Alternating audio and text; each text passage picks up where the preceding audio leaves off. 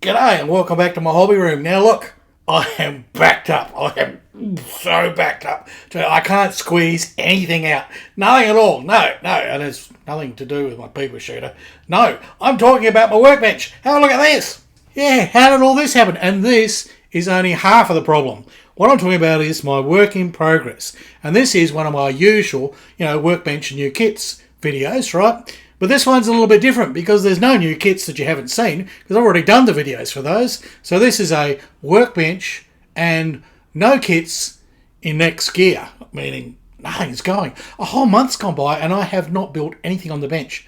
I've got to solve this problem and I've got to get into this work in progress. So why have I got all these kits? And the thing is, as I said, this is half of them. There's another 10 as well, which are aircraft and things with wheels. Goodness me, how did this ever happen? Anyhow, there's got to be a solution to this. Let's talk about that. Roll the music.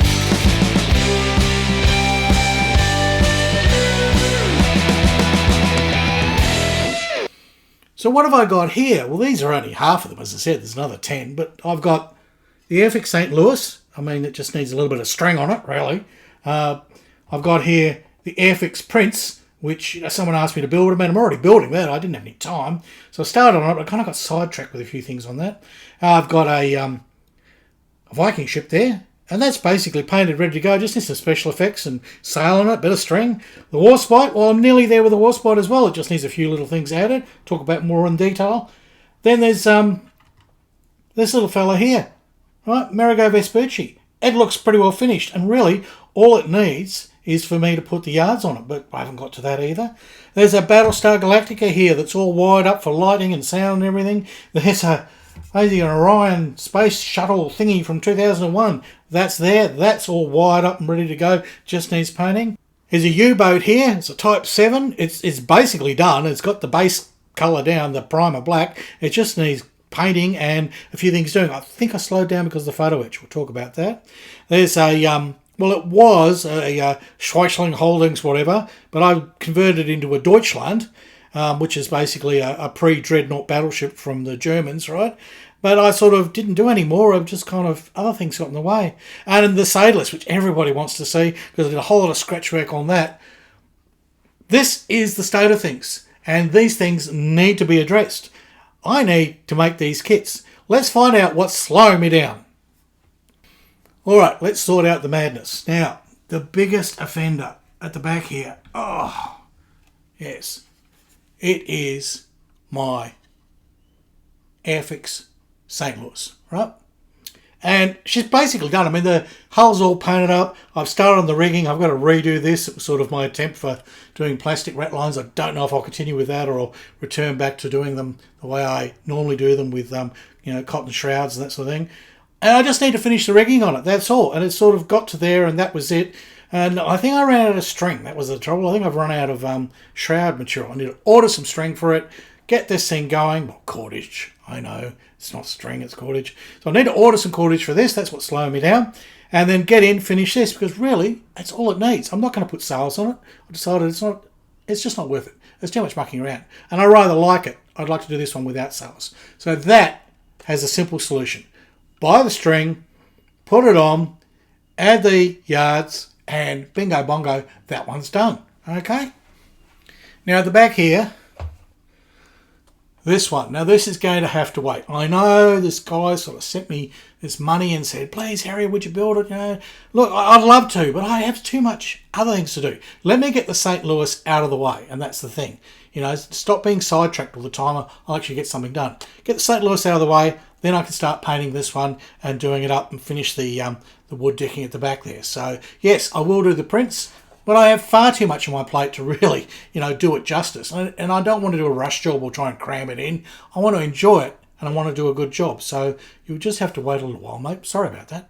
All right, this is whittling them down. Another sailing ship. Let's see, I don't know if this one lifts up with its base, just sort of does. Oh, nearly. Here we go. All right, it is the Viking ship. Now, I've base primed everything. All right, I did all that scratch work. I scratched the dragon's head here and the dragon's tail there. That's all scratch work. Go back and watch those videos. And oops, the rudder's just fallen off, so it says completely rudderless now. And I got some better figures for it, so they need painting. That kind of slows me down, the figures. I think even without the figures, I could just finish building this. Not that there's much left to do. I think it basically kind of is all sort of built. I just need to finish painting it, do all the wood effects, and then, you know, at least get that far, and I could probably maybe send my figures out to get painted by, I don't know, a contract duck. There's an idea. Now the Airfix Warspite, there's been a series of videos on that. I just finished doing the camo scheme and doing some tricks with the wood deck, so it looks a bit more realistic. So look, that is nearly there, really. I've pretty well done all the hard things and all the conversions. We've just got to get the ship boats on, and instead I've been experimenting with 3D printing some, but then I had all those dramas with my 3D printers blowing up, so that kind of slowed me down. So this one sort of got put on the back bench. Why? Because I was having all those sort of problems. They're fixed now. I've got no excuse. I can make the boats. Really, I've just got to do the turrets and the boats, then put all that in. I'm going to use the ship's mast or maybe some brass, and that'll come together fairly quickly as well. So that's not a hard one to do. That's kind of on top of my list to get done this year. Last in the sailing ships, at least here, is the Amerigo Vespucci. And this is all still dry fit, that's why it was kind of all wobbly. The reason I haven't got any further is the decks can't be glued in, and I can't really do much with the masts or the yards, because the actual ratlines, well, the shrouds that go up, right, they have to go through the actual deck. So the thing is, there's little holes in the bloody deck, so you've got to actually put the shrouds on before you actually glue the piece in. So I've got some beads in here that I want to use as pretend dead eyes, and basically that whole thing would then, you know, string up and go together. So that is the only thing holding me there. The same here, the shrouds have got to go up through here, and the only way to do that is you've got to have this off. You've got to go in underneath and through that deck. So this is the problem with this one. It's just not like a normal little rigging exercise where you can glue it all together and rig afterwards. You've got to rig it and then put the decks in. So I need to have a think about that. We'll do this one next year, I think. Then I've got this guy, which is Schleswig-Holstein, right? And it's a nice little German pre-dreadnought battleship. It was actually the ship that fired the first salvo of World War II. Yep. But as you can see, I've done a whole lot of scratch work here because I wanted to convert it back. Instead of the 1937 version the kit was, I want to take it back to the Deutschland class in 1918. So that's why there's all that white plastic there. So this got so far, I kind of accomplished the change that I needed to do, and I had all the bits I needed to complete the kit. It's just dry fit there, all falling apart. Yeah, so it built very well back then. No, the rivets didn't hold. So, that's going to be on the back burner. That'll be a year or so before I get near it. I was going to try and do it this year, but I can't see any way that I can fit it into my scheme. So but there is a ship I will finish this year. And that one is, look at it. It's so big, I can hardly get it into camera. It is huge. This course is the Sailist. And you can see I started painting it, working on the bootstrap. I did all that work doing the torpedo booms, so all that was done. So really it's only the upper superstructure now, only. I mean, I've got to put a wood deck on, I've got to put all the superstructure and everything on, the rigging, I've got some brass wire masts to put on, you know, some brass masts. You try and bloody spec that when you got your teeth in. So there's a bit to do, but it's something I would like to do. So my plan is, once I've got that Warspite out of the way, is get stuck into this. I might not get it finished this year, but it is my next battleship sort of project, and hopefully I can get a good stab at it before the end of the year. Wouldn't that be good?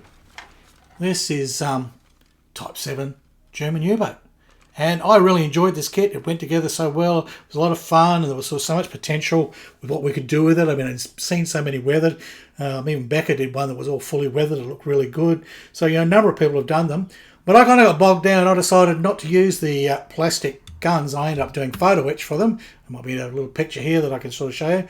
And yeah, that slowed me down incredibly. And then eventually I lost all interest in the build because the photo etch just destroyed my soul. Yeah, but no, I'm just going to get some 3D printed resin ones done for me. Bang, bingo bongo, bang them in, paint the whole thing up, and then that will get done. That'll be maybe next year sometime. Let's see how we go, because it's not that hard a project. I've basically already done the build. I just need to put some guns on and paint it. How can it be? Okay, now we're into some very weird scale stuff, and let's see if this will stay together. it's dry fit. Literally nothing is glued at all. That is just screwed and rubber banded and dry fit. It's a Battlestar Galactica. Yes, it is. It's a fantastic kit from Revell. And I started on this years ago. And I've done a whole lot of work to get the lights working in it. And I need to sort of finish that off, finish the lighting. And then painting it's sort of a lot of fun because you can do a whole lot of sort of metal effects because it's essentially just kind of grey and metal and silver and, and gunmetal, that sort of thing. So that's a project that I really need to get done. So that could be on the list for next year. I want to get that one done. But before I do that one, I have an even easier spaceship that I could finish because it is finished. It just needs a bit of space weathering, as I've said before. And it needs some, panel painting sort of thing. Finish it off. So it's primed. It just needs the detail painting put on it, which isn't that hard. Wax some decals, weather it, bingo bongo, she's done. So that one, and that is a Space Shuttle Orion, I think, 2001. It's a bit of a change of pace here. These are my aircraft and my cars are my armour, right? There's only 2 armour and 2 racing cars, right? And these are the 6 aircraft kits that are sort of sitting there. Now, the Wingnut Wings kit, look at it, it's just about done. I mean, I got the struts there, they do dry fit and the whole top wing goes on, and I think the wings and the body have already been painted. Most of it's been painted. That prop hasn't been painted, so that shows you the colour that the plastic was. It just needs the rest of this lozenge put on. I remember I didn't really like the way it went on, it was so thick, but look, stuff it. I just need to whack the lozenge on, dissolve it into the wings, that's it, bit of string, bingo bongo, done. The racing car, yeah, that's ongoing. That's my only Tamiya kit that I've actually got. That's Wingnut Wings, of course. That is Tamiya. And I mean, I don't normally like Tamiya and I don't build Tamiya as a rule. I'm not that fussed with the aircraft kits. They all kind of bore me. The armour, not interested. It's just not my thing. I like airfix. That's just how it is. But this was recommended to me, and actually that was a gift by Becca. Then I think I ended up paying for it off him. Always the way with Becca. Things are free, but they're never really flat free. But anyhow, I got hooked. Formula 1, 1/12 scale. Early, these are 1970s, almost 1980s kits. I love them. They're actually really nice. They're kind of fiddly. They need a bit of fiddling. They go together nicely once you've got it all happening, and there's lots of detail. Now you're talking my language. That's it. You're singing my song. That's what I'm all about. And this BT2 kit is by Hobby Boss, and it is really nice. It goes together beautifully. I think I compared it to the Tamiya kit, which is supposed to be quite good for the BT7. I did that. That was many years ago, before I even moved to Brisbane, then moved back over here. And it's just got forgotten about. I've forgotten about armour. I did try to get back into armour with this one here, which is a little shimmy rag in here from W.A.N.K, and it was the fiddliest, most annoying thing. I mean, almost like this guy, right? This guy over here. Very annoying. So, yeah, gave up on that. What you haven't seen here is this little Matchbox kit. Yeah, a lot of people say, do you build Matchbox? Yeah, I do. I've got quite a few aeroplanes. This is an Aston Martin Ulster, right? So it's a little racing car. And there's not much to see there at the moment. It's as far as I got. I used to take it along to club meetings and just build it in the evenings. Now, in the aircraft, Hercules, yes. Old Herc, he is going to get done this month. He is the next thing I'm going to do. That's the next video. Really, no one get in my way. No one interrupt me. I want to finish Herc. Because he's basically, all the bits are there. I've just got to put them together. How can it be? This you probably haven't seen. It's a little Mackie M5. It's cute. I have got the top wing for it and everything else. And it is just a gorgeous little seaplane. It's just lovely. It's a wonderful little kit. Very fiddly. The struts were quite annoying to put in. I ended up cutting them away and scratch building my own, because that's the only way I get the damn thing to fit properly and all the geometry to sort of get together. The Bristol Bulldog, what can we say? What we say? Very little. We'll skip over that. You can watch those videos if you like. But yes, it is a beautiful kit, but it's a pain in the ass to put together, and I did not enjoy it at all, and it didn't feel like Airfix, and it was just a disappointment. It's a shame because it is not, once it's built, it's very nice looking. So, the 172nd kit, much nicer. Skyhawk? No. What's that? Buccaneer. Yes, that's another Airfix kit, Buccaneer.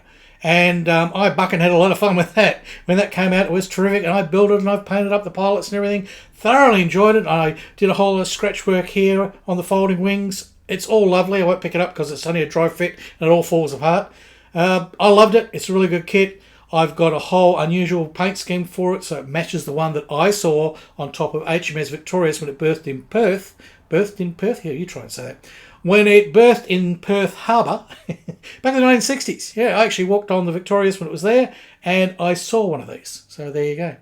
Spitfire, that's an unusual one. It's a Mark 14C, I think. Yeah, and it's a red one. So it's a competition one. It's sort of a aerobatics one, whatever.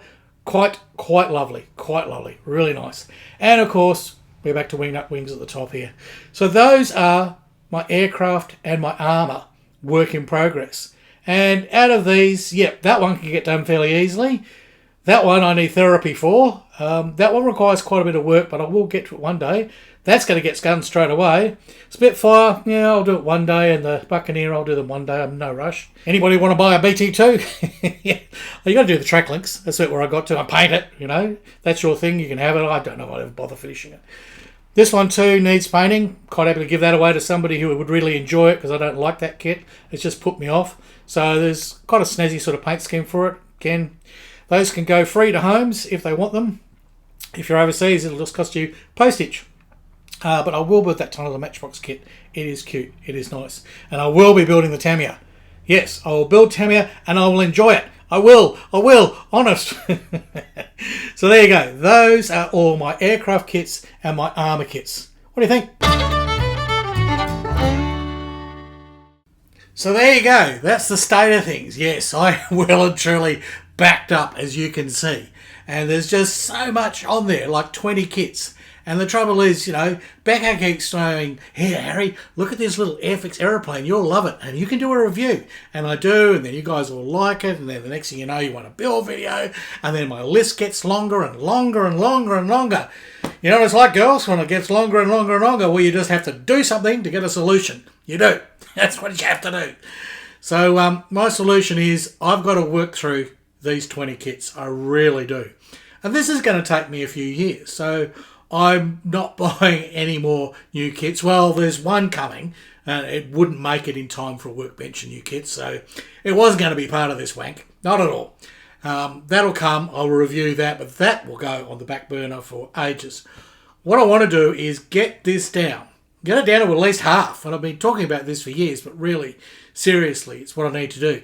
And I did make a list of all of these kits. I actually had a spreadsheet and I started ranking them as to how much was done and what needed doing. So from that I worked out which ones can be done really quickly, you know, which ones have got the least amount left to do. And surprisingly, there's one in each of the categories that can be done quickly. Like there's one spaceship I could just knock out like that.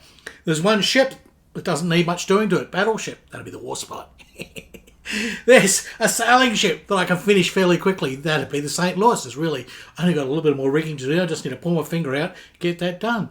And there's one aircraft kit that I could finish fairly quickly. And I didn't realise I'd just about finished it. And that, of course, is the Wingnut Wings kit, right? The Hansa Brandenburg.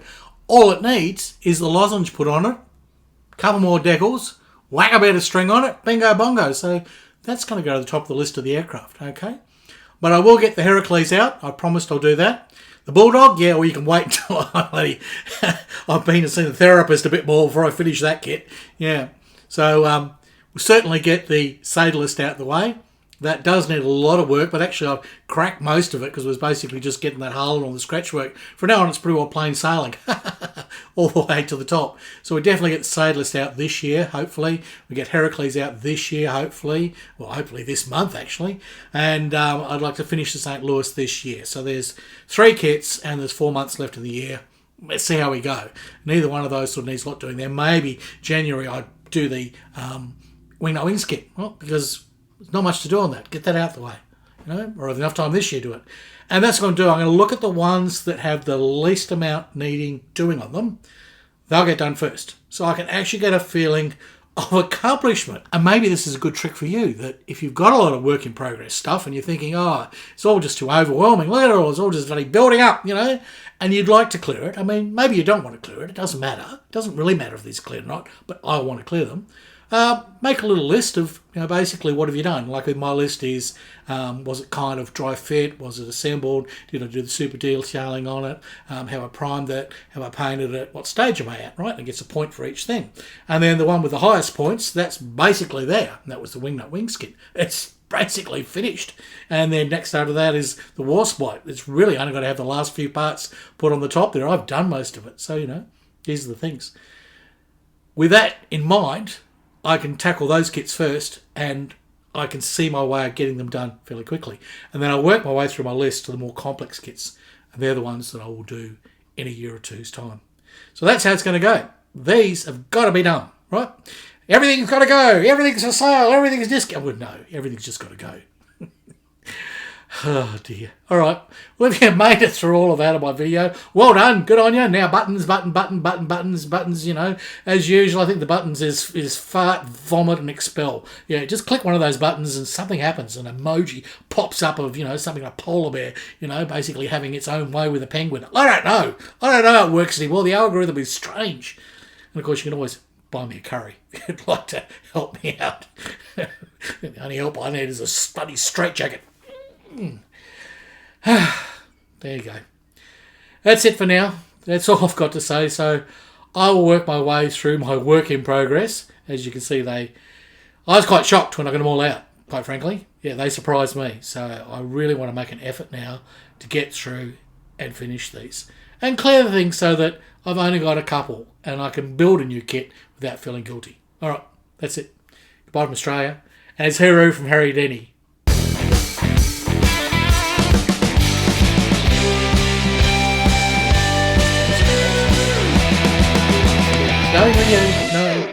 No, I better go and feed you. Yes, I know. No swearing today.